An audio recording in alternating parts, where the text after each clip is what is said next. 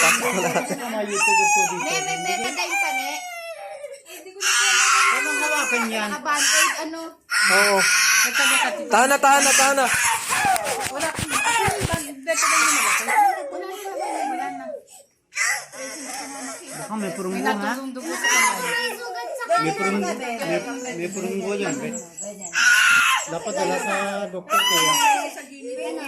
May sugat. Ay, natulo oh. O, tulong nga. Dugo. Natulo yung dugo.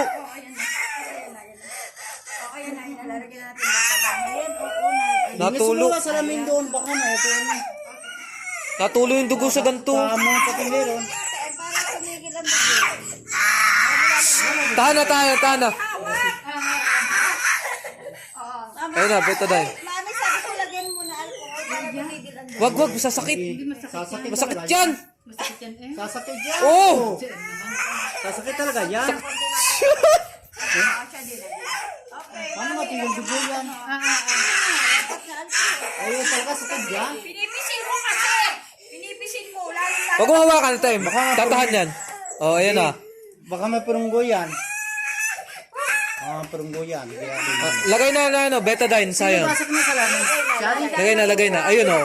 Siya nakusa na. kusa niya na ano. Siya na nagkusa. Bata, Siya na nagkusa.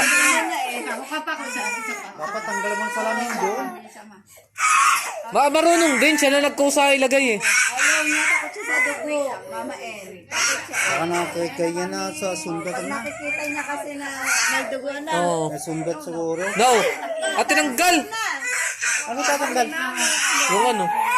Betadine. Oh, wait lang. Ganon. Dali na. Tasa. Dalinis mo ang salamin doon. Ano ba kasi yun? Iba naman yung tatlong yan. Ba kasi kung saan niya ano eh. Baka Bakit wala siya kasama niya kanina? May basag na yun, nabasag yun. Hindi pala nasa yung press yung gilid. Eh ako Napakaskas na.